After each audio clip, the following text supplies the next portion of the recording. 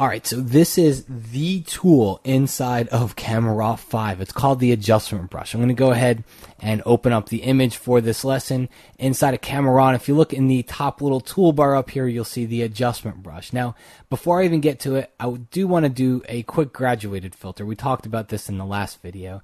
And I'm just going to bring my exposure down. And I'm going to bring the saturation up for it. And what I want to do is bring back my sky. And I could do it with the brush, but honestly, it's a whole lot easier with the graduated filter because I don't have to brush up there. So we've brought our sky back. It might be a little too dark. Increase the saturation just a little bit up here. And I might even increase the contrast some. Okay, so that's the sky. Now, here's what happens. We're going to go to the adjustment brush. You can come up here to the toolbar or just click or hit the letter K, and that's a shortcut for it. And when you get in here, you're going to see the sliders at the top look a lot like they did inside of the graduated filter. We have the same sliders here, but at the bottom, you also have some sliders that control your brush. Okay. Now, before we even do anything, let's just take a look at the brush because it's almost just like a brush in Photoshop. You can make it larger and smaller with the right and left bracket keys. So right bracket key makes it larger, left bracket key makes it smaller. All right. If you throw the shift key into that combination, so shift right bracket changes the softness or the feathering. You see the feather setting down in the lower right hand corner? It's at 100 now. If I hit shift left bracket, see how it's changing?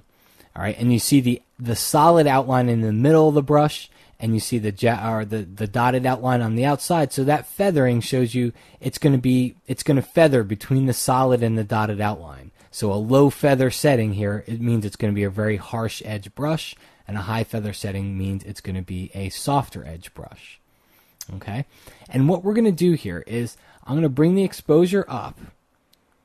And I'm just going to take my saturation, bring that back down to 0 as well as contrast. And I'm just going to click over. I'm going to make a smaller brush, by the way. I'm going to click over in the rocks because as we did that graduated filter, we darkened the sky, but we also darkened the rocks a lot. So I'm going to click on the rocks and just start to paint here. And you'll see that we're brightening them, but not too much, which means I can come over here and just increase my exposure slider and start to do it more. Now, just this edge tells me that I spilled too much over into the sky. You've got an erase option up here. So right now we're in add mode. So whenever I click and drag and paint, I'm adding to it. Okay? Well, I can switch over to erase mode and take away from the brush area, or I can hold down the keyboard shortcut, which is Option on Mac, Alt on PC, and just click up here and just erase it from the sky. So that just temporarily goes over into erase mode, and when I let go, I'm back in add mode. Now I can come over to the other side and I can brush again and still continue to add to this this whole brush selection that I've made. But what happens if I want to control this separately from what I did over here? Okay, because you can see if I increase the exposure, I increase the exposure on both the left and the right hand side. And I might not want to do that. I might want to control this separately from the left side. Well, the way that I can do it is I'm going to undo a couple of times here. And now I'm back to where I've only made changes over on the left side. I'm going to come over to the top of the adjustment brush panel and click on New. Now I'm going to paint on these rocks over here. All right. But what it's done is, see this little circle over here? This is a pin. It has dropped another pin down on the image, which means I have a whole separate adjustment brush area, which means I can control it individually from the other side. So as I decrease the exposure here, notice it changes on the right, but it leaves what was over on the left. It leaves all that alone. So now I'm not changing both at the same time. Okay. If I wanted to change the left side, just come over here and click on the pin. And you'll always know what pin is active because, as I'm going to zoom in for you, because you can see it's got a little dot right in the middle of it. That means that that pin is active. That's the selected pin, if you will. Okay? And that overlay that you see, that overlay is showing me what I've brushed over. So it's a way of a kind of a visual cue to show you what you've brushed. If it gets in the way, or if the color of the overlay starts to look too much like the color of what you're brushing on, if you go down to the bottom corner here, you can change that overlay color. Okay, so you can change the overlay color. I can change it to blue if I wanted to, or I could just change it to a very neutral color like white. So now as I hover over it, you can see it just shows white. So you have control over just about every aspect of this. Now let's take a look at the rock down here. I want to create a new brush, so I'm going to click on new, and I want to paint around the rock. So I'm going to increase the exposure, not that much though, and I'm going to start to paint around the rock, and watch what happens. See how my brushing starts to spill over onto the sand around the rock. So that would mean that I'd have to make my brush a lot smaller and zoom in and get really, really detailed. Okay, and I don't want to do that. So I'm going to click on this pin, and if I click on it, then I can just hit the delete key, and I can delete it, and I can start from scratch again. And this time I'm going to go down to the auto mask setting, and I'm going to turn on auto mask, and now I'm going to paint around the edges of the rock here, and see how the camera raw is actually keeping me from spilling over onto the sand. That's because it's using an auto mask setting, which is basically like an edge detection. So it's keeping me from spilling over onto the sand there. So sometimes it'll work good, sometimes not. It works well here because I have a very contrasty edge, so it works really good there. And then again, since this is a whole new pin, I can control the exposure in any one of the sliders individually from the two I have up at the top. Now let's take a look at the sand. I'm going to create another new brush, and I'm going to increase the size of this one. I'm also going to turn auto mask off.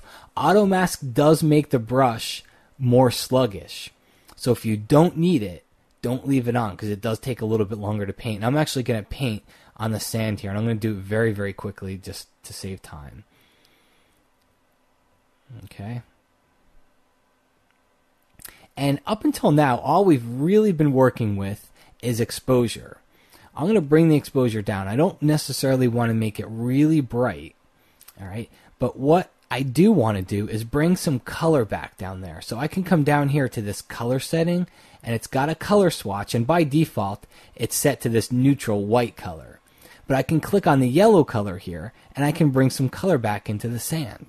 Now, it probably looks like a little bit too much color here, but I can come down to my saturation and just drop the saturation down a little bit and not bring so much color back in there. Okay, but I can just bring some of the warmer colors that were in there, I can bring those back in. And then I'll hit OK here. And once again, just like everything else, this is its own pin. If you hover over it, it shows you the mask, everything that you've painted over here. And obviously you can see I painted over too much. You'd hopefully be a little bit more careful. But I can change any one of these things at any time. I can come and click on another tool and then go through my settings in Camera Raw and change anything, do whatever I want. Maybe I'll go into my lens corrections here and drag the lens vignetting setting over to the left just to darken the edges. By the way, post-crop vignetting is new. I'm going to cover that in another video, so make sure you check that out because you're going to like that one. But back to the adjustment brush. Let's say now I want to change something about it. I can hit the letter K. That takes me back into my adjustment brush. I have all the pins that are laid out on the photo here. I can just click on one of them. I can make it active, and now I can start to change things. If the pins get annoying, you can turn them off. There's a little option down here at the bottom. You can turn them on and off. And there's also the preview up here. If you want to see what your photo looked like before your adjustment brush settings, just hit the letter P for preview. You can turn them off, and then you can turn them back on. Just hit the letter P, or you can just hit this checkbox. Okay, so turn it off and on. And then the last thing that'll show you here, okay, well, I already showed you this. We looked at it with the graduated filter, but this is all non-destructive. I could click done, and here inside of Camera Raw all the way to the bottom corner, I could click done, take this back over to Bridge, come back to it in a week, open this up again, and all these changes are going to be here. If I decide I don't like them, come down here to clear all. It gets rid of all the pins, and you're right back to where you were before. Remember, it is Camera Raw, so everything you do in here is non-destructive. But the last thing is the thing that's weird about Camera Raw is it's kind of hard to see a before and after of everything. I can use preview to see the before and after of the panel I'm working in, but I made other changes as well. I did the graduated filter, I did the lens vignetting. One of the things you can do here, and it's going to be hard to show you, but if you hold down the Option key on the Mac or the Alt key on the PC, and this isn't new in Camera Raw 5, this is, we'll go way back, but if you hold down Option or Alt, right below my cursor here, it's a little hard because my screen cuts it off, is a reset button. Okay, so if you hold Option or Alt and then click on Reset, it shows you your before photo. All right, so that's before, and then if you hit Command Z on the Mac or Control Z on the PC, takes you back to after. Okay, so Option click on Reset shows you the before, and then Command or Control Z shows you after. I don't know about you, but that's pretty freaking cool when it comes to Camera Raw. I mean, remember, all this stuff was all done inside of Camera Raw. We haven't gone into Photoshop yet. We haven't done anything in Photoshop. We've gone from here to here, and it's all non-destructive. I can come in here at any point and I can change any of this. Okay? Now make sure you check out the next video because I'm going to show you some different ways to use the adjustment brush and to do things on your raw photos, some very creative things that frankly, before this adjustment brush, I never thought that we'd be able to do.